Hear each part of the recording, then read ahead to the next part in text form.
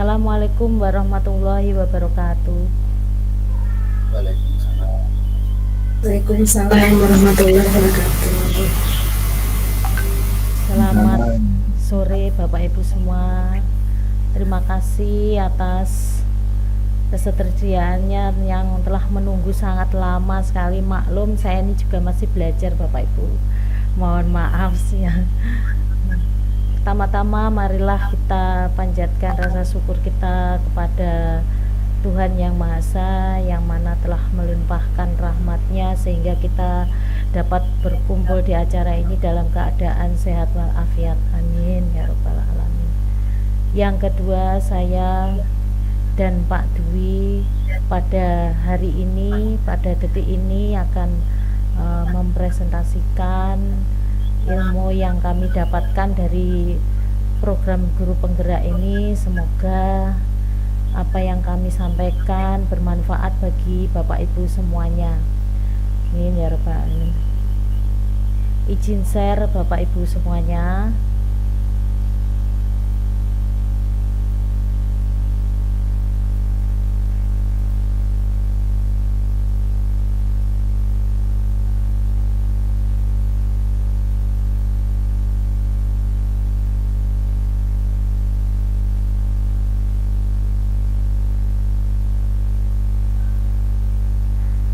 Pada kesempatan hari ini saya dan nanti juga Bapak Dwi juga akan mempresentasikan yang sama.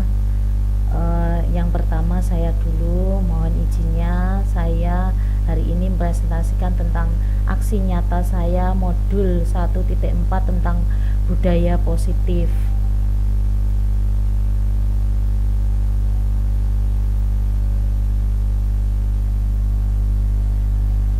Budaya positif yang pertama yang akan saya presentasikan hari ini adalah disiplin positif dan nilai-nilai kebajikan universal. Untuk menciptakan murid yang merdeka, syarat utamanya adalah harus ada disiplin yang kuat. Jadi di dalam modul budaya positif itu kita harus membiasakan disiplin positif dan nilai-nilai kebajikan universal yang nantinya akan menjadi budaya di sekolah kita. Disiplin yang dimaksud adalah disiplin diri yang memiliki motivasi internal. Disiplin diri juga mempelajari bagaimana cara kita mengontrol diri dan bagaimana menguasai diri untuk memiliki tindakan yang mengacu pada nilai-nilai yang kita hargai agar tercapai tujuan mulia yang diinginkan. Nilai-nilai tersebut sebagai nilai-nilai kebajikan atau virtues yang universal.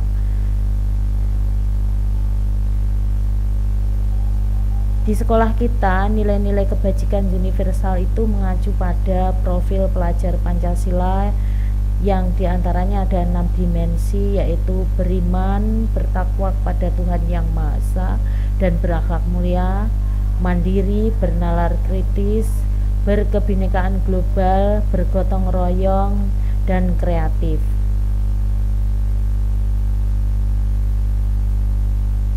Materi selanjutnya tentang budaya positif selanjutnya adalah teori motivasi. 3 motivasi perilaku manusia itu antara lain: 1. Untuk menghindari ketidaknyamanan atau hukuman. 2. Untuk mendapatkan imbalan atau penghargaan dari orang lain. Dan yang terakhir adalah untuk menjadi orang yang mereka inginkan dan menghargai diri sendiri dengan nilai-nilai yang mereka percaya. Di antara 3 motivasi perilaku manusia ini, yang terbaik adalah yang terakhir Bapak Ibu, yaitu untuk menjadi orang yang mereka inginkan dan menghargai diri sendiri dengan nilai-nilai yang mereka percaya. Selanjutnya adalah hukuman dan penghargaan serta restitusi. Alficon pada bulan Maret 1995 mengemukakan baik penghargaan maupun hukuman itu adalah cara-cara mengontrol perilaku seseorang yang menghancurkan potensi untuk pembelajaran yang sesungguhnya. Jadi menurut Koni secara ideal tindakan belajar itu sendiri adalah penghargaan sesungguhnya. Jadi jangan sampai kita seorang pendidik itu sedikit-sedikit memberi penghargaan atau hukuman. Yang terbaik adalah memberikan restitusi, yaitu sebuah pendekatan untuk menciptakan disiplin positif.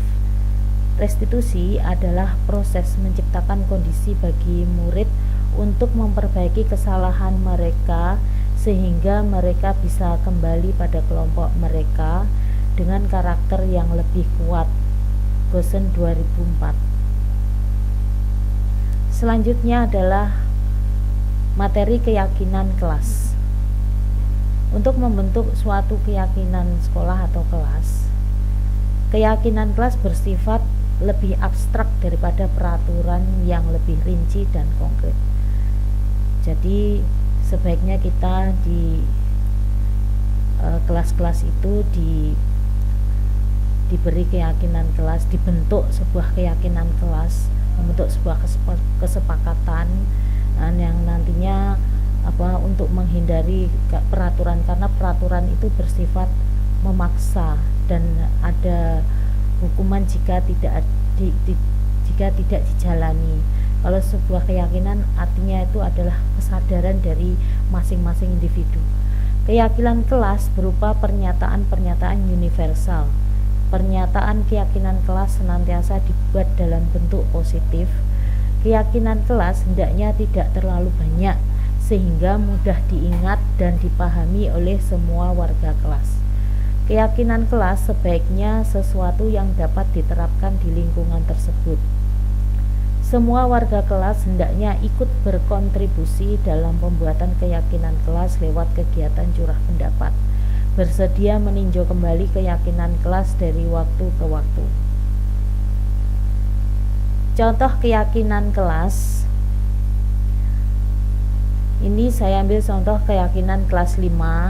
Yang pertama adalah selalu bersikap positif, senantiasa menjadi diri yang terbaik, percaya dan menghormati orang lain serta barang miliknya, berkomitmen terhadap setiap tugas, senantiasa membantu.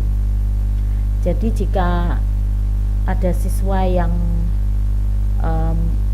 berbuat kesalahan, jika dia mengingat sebuah keyakinan kelas yang sudah disepakati, dia akan kembali menjadi yang lebih baik, menjadi diri yang lebih baik lagi. Kebutuhan dasar manusia dan dunia berkualitas. Ada 5 kebutuhan dasar manusia, diantaranya 1. Kebutuhan bertahan hidup, 2. Kasih sayang dan rasa diterima. Yang ketiga adalah penguasaan. Penguasaan itu kebutuhan pengakuan atas kemampuan.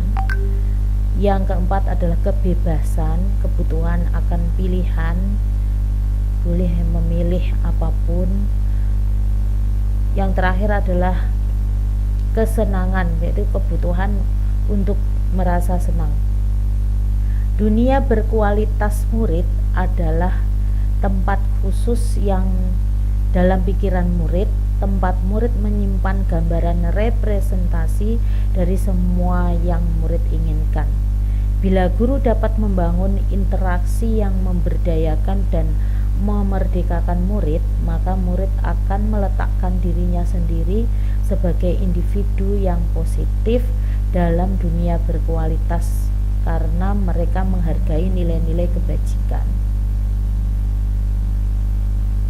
Jadi sebagai seorang pendidik kita harus memahami kebutuhan dasar murid kita itu yang belum terpenuhi itu kebutuhan apa Bapak Ibu. Jadi nanti kita bisa mengatasi segala permasalahan yang ada pada murid kita. Selanjutnya ada 5 posisi kontrol. 5 posisi kontrol kita sebagai seorang pendidik. Yang pertama adalah penghukum. Jika seorang penghukum bisa menggunakan hukuman fisik maupun verbal.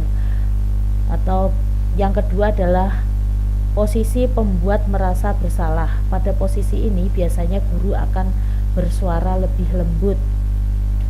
Yang ketiga adalah posisi teman.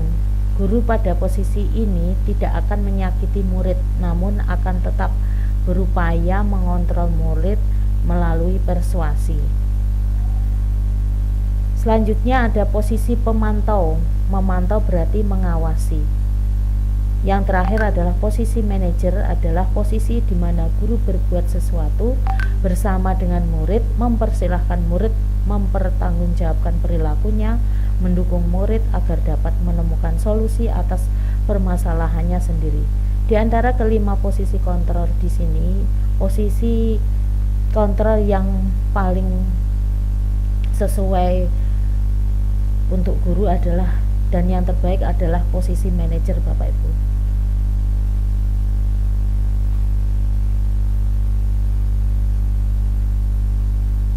Selanjutnya, materi segitiga restitusi. Dalam menyelesaikan suatu permasalahan yang ada pada murid kita, alangkah baiknya kita menyelesaikannya dengan segitiga restitusi. Yang pertama adalah menstabilkan identitas, yang kedua adalah validasi tindakan yang salah, dan yang ketiga adalah menanyakan keyakinan. Menstabilkan identitas itu contoh kalimatnya adalah tidak ada manusia yang sempurna. Yang kedua, contoh validasi tindakan yang salah itu adalah kamu pasti punya alasan mengapa melakukan hal itu.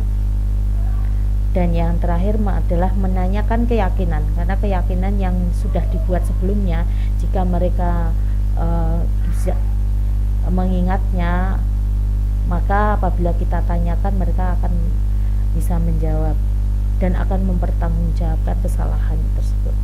Contoh kalimatnya adalah apa nilai-nilai umum yang kita telah sepakati, atau apa keyakinan yang sudah kita sepakati, apakah kamu sudah memahami tentang keyakinan kamu sebelumnya, atau seperti itu, Bapak Ibu.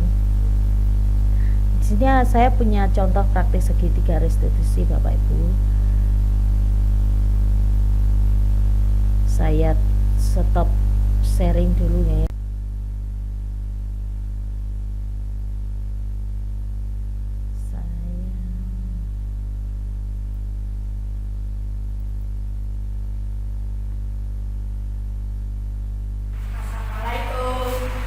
Waalaikumsalam. Maaf Bu, tapi saya terlambat. Baik, duduk dulu Abian.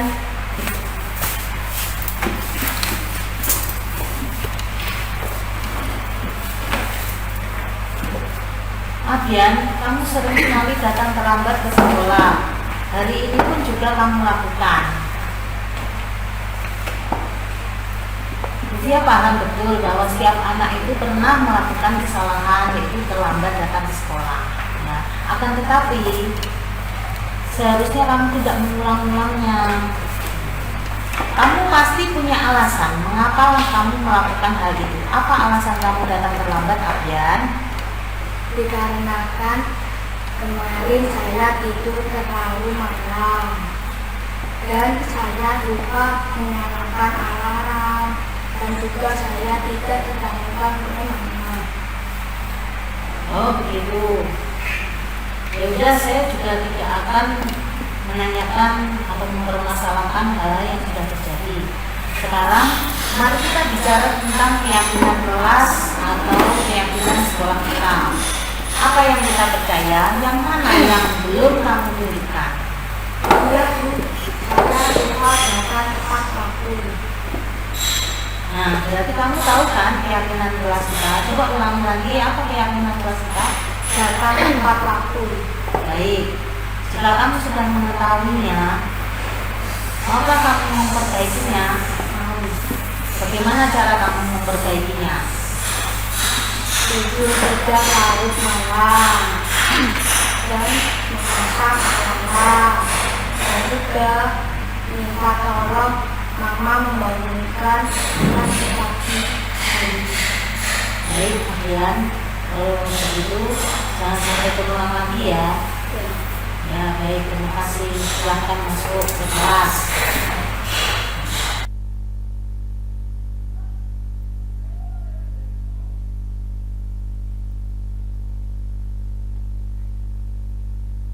Nah, bagaimana Bapak Ibu? Mungkin ada tanggapan atau pertanyaan. Videonya tadi sudah terlihat apa belum ya Bapak Ibu?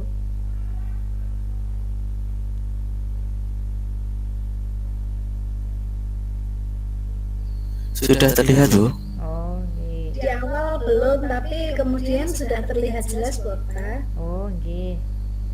Terima kasih. Monggo ada yang ingin memberi tanggapan. Kalau bertanya ya monggo. Tapi saya akan berusaha untuk menjawabnya. Kalau ada yang membantu nggih juga diterima.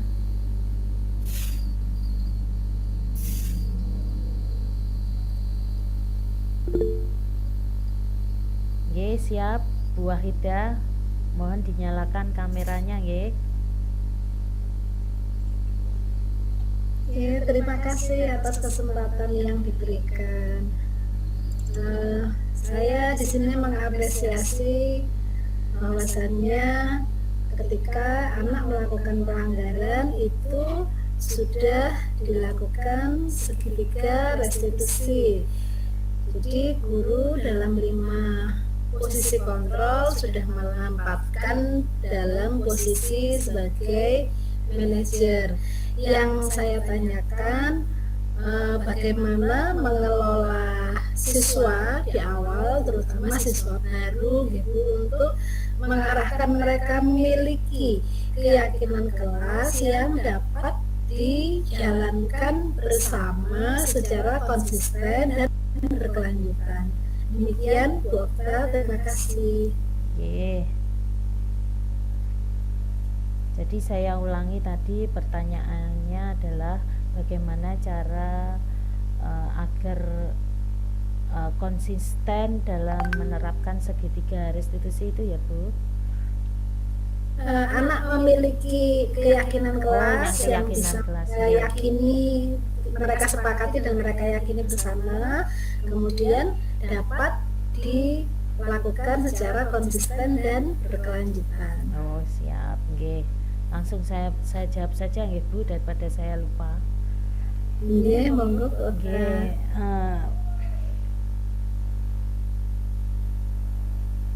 kita sebagai seorang pendidik, agar anak memiliki keyakinan secara konsisten itu, alangkah baiknya memang tugas kita itu adalah menuntun, mengarahkan, juga mengingatkan terus. Jadi agar anak itu tidak lupa dengan keyakinannya. Jika kita menyelesaikan permasalahan dengan segitiga restitusi, karena di dalam segitiga restitusi itu yang pasti adalah yang terakhir menanyakan keyakinan. Dengan kita sering menanyakan keyakinan, insya Allah murid kita juga akan mengingat terus apa keyakinan yang belum atau yang mereka lupakan, begitu. Itu Bu Wahidah menurut saya. Mungkin yang lain bisa membantu saya.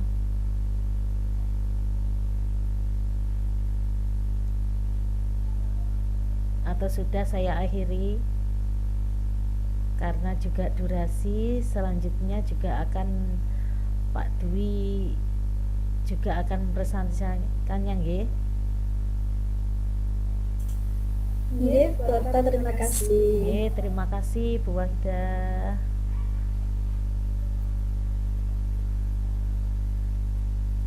Baik, terima kasih Bapak Ibu semuanya atas perhatiannya, meluangkan waktu untuk mendengarkan saya, Burung Irian, Burung Cendrawasih. Cukup sekian dan terima kasih. Wassalamualaikum warahmatullahi wabarakatuh. Waalaikumsalam warahmatullahi wabarakatuh. Waalaikumsalam warahmatullahi wabarakatuh. Selanjutnya Pak Dwi, silahkan.